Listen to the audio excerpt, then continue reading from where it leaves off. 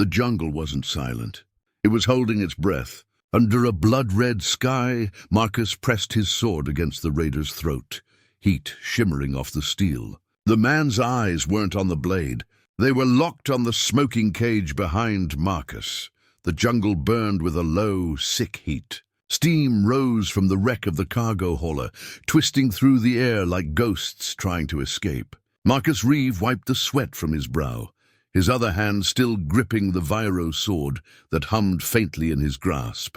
The raider he'd pinned against the hull had stopped struggling, but fear kept his body trembling. "Where's your crew?" Marcus asked, voice steady but tired. He'd fought for 2 straight days since the ambush. The man didn't answer.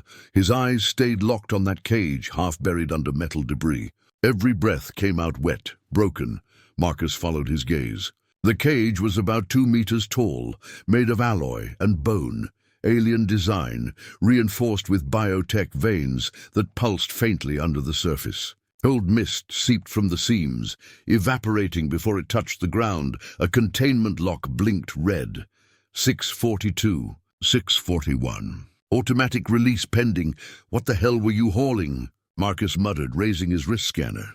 The display spat out gibberish readings. Biological, yes, but nothing matched human or known alien DNA. Radiation minimal. Containment unstable. Great. He turned back to the raider. "You got one chance to explain this before that timer hits 0. The man coughed blood that came out violet. His lips quivered. "You think you can save anyone here?" He tried to laugh, but it came out like choking. "You can't save yourself." Marcus pressed the blade closer, the hum rising. "Try me." The raider's eyes filled with tears he didn't seem to feel. "It's not a person in there," he whispered. "It's a consequence." Marcus frowned, stepping back. "Consequence?" He scanned the area again. No life signs, except the 2 of them. No movement. Just the sound of cooling metal ticking in the humid air. Then a faint sound from the cage. Not a growl, not a machine whir, but a laugh, soft, childlike. And it froze Marcus where he stood. The raider began to shake violently, whispering words in a language Marcus didn't recognize, then screamed, "She's awake!" before collapsing limp against the steel. The lock beeped. 6, sir. 559. Marcus looked at the cage and felt the first real chill of fear in years. Whatever was inside, it was counting down to meet him. The lock's timer hit 0 with a sharp hiss. A surge of steam burst out as the seals disengaged, flooding the clearing with white mist. Marcus stepped back, sword raised, his heart pounding loud enough to drown out the jungle's hum. The door creaked open. Inside, something shifted, small, fragile, human-shaped. A girl stumbled forward, her skin a faint shade of blue, eyes silver and unfocused. She looked starved, trembling like a leaf in the wind. Torn fabric clung to her, like the memory of clothes. Marcus lowered the sword slightly, but didn't sheath it. "You're alive," she blinked slowly, confused by the word. "Alive?" Her voice cracked like she hadn't used it in years. "You shouldn't have opened it. Why?" "You were trapped in there. The cage wasn't for me," she said quietly. Her gaze drifted past him, toward the jungle, where the shadows had started to move. "It was for you." Before Marcus could respond, the ground vibrated. Distant thuds, heavy, deliberate. Something massive moving through the trees. He tapped his communicator, trying to call his shuttle. Static screamed back. "Great," he muttered. "And here I was thinking today couldn't get worse." The girl tilted her head, confusion mixing with faint amusement. "You joke when you're afraid. I fight better when I'm pretending not to be," he said. "What's your name?" She hesitated. "Lyra." "All right, Lyra. You can walk?" She nodded weakly. He offered his hand. She hesitated, then took it, her skin unnaturally cool. Together they moved into the dense jungle. Behind them, the crash ship groaned and collapsed in on itself, flames licking the air. The cage door swung open fully, it was empty now. But from within, something metallic pulsed once, like a heartbeat. Night fell fast. The jungle came alive with flickering spores, floating like stars between the trees. Marcus set up a small camp beneath a canopy of glowing leaves. Lyra sat silently across the fire, eyes reflecting its light like mercury. "They'll come soon," she whispered. "The ones who built the cage. Then we'll be ready," Marcus said. "No," she replied, voice trembling. "You won't be." A howl echoed through the night, long, low, and unmistakably intelligent. Marcus tightened his grip on his sword. Whatever was out there was already hunting them. By dawn, the jungle had turned into a wall of mist and insects. Marcus hadn't slept. Every time he closed his eyes, that cage and the raiders' dying words came back. "Kill me before she gets out." Lyra hadn't spoken much through the night. She sat by the dying campfire, staring at her hands like she was trying to remember what they were for. The bruises on her skin glowed faintly beneath the surface, tracing strange symmetrical patterns. "You're not just another prisoner," Marcus said quietly. She didn't look up. "No," he crouched beside her. "Then what are you?" Lyra's lips trembled. "A mistake. A science experiment they couldn't control," Marcus frowned. "You're saying someone built you?" She nodded slowly. "The consortium. They called it Project Eidolon. They took what was human and mixed it with what wasn't. We were supposed to be weapons, adaptable, unstoppable, emotionless. But emotions happened anyway." Her voice cracked on the last word. Marcus sat back, letting that sink in. He'd seen genetic engineering before, but nothing like this. "And the cage?" "It wasn't to hold me," she whispered. "It was to stop what's inside me from reaching anyone else."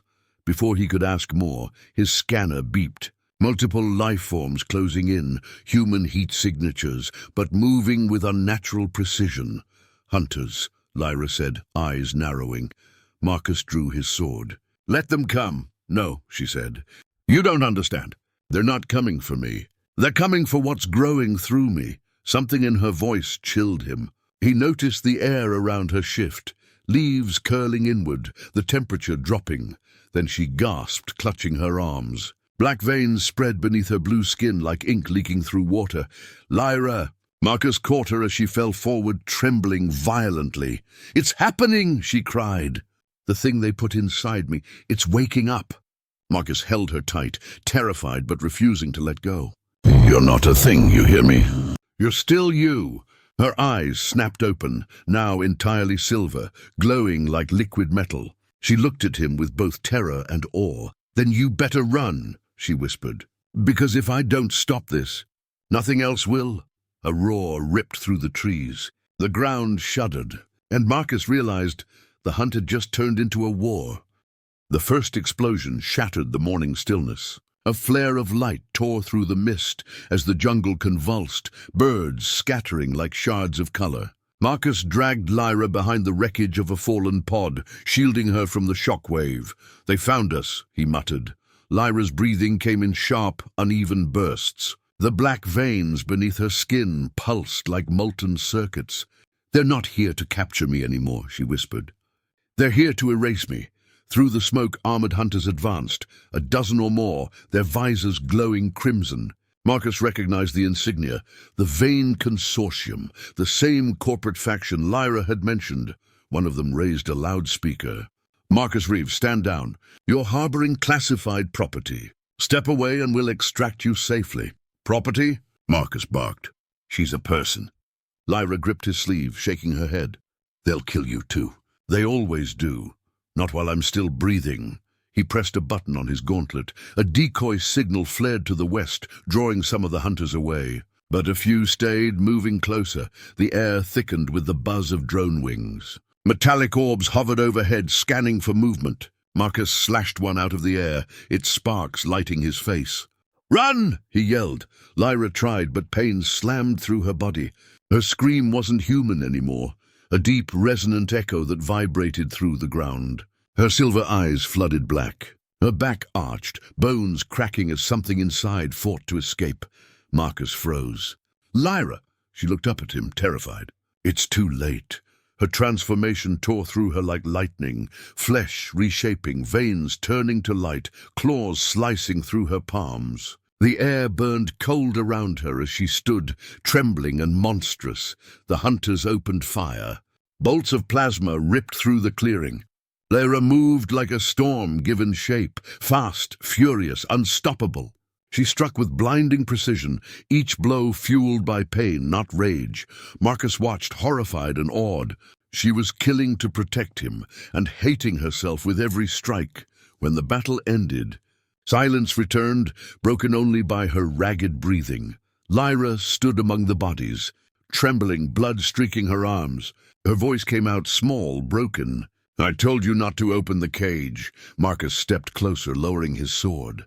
"Yeah," he said softly, "but I'm not sorry I did." By the time the rain started, the jungle was quiet again. Smoke drifted where the hunters had fallen, their armor glowing faintly in the mud. Marcus stood there, sword lowered, chest heaving, watching Lyra collapse to her knees. Her body shivered violently, the black fading from her eyes, the claws retracting into trembling fingers. She looked smaller now, fragile, exhausted, human again. Marcus approached slowly. "Hey, it's over." Lyra shook her head. "No, it's never over." She looked at her hands smeared with blue blood and rain. "Every time I lose control, it gets harder to come back."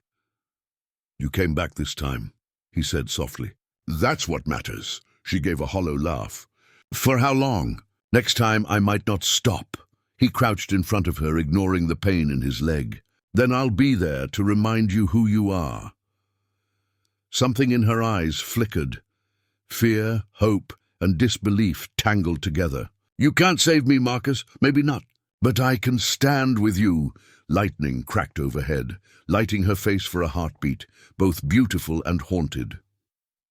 By sunrise, he'd managed to carry her to a nearby colonial outpost. The guards aimed their rifles the moment they saw her, but Marcus didn't flinch. "She's not a threat," he said, though his voice trembled slightly.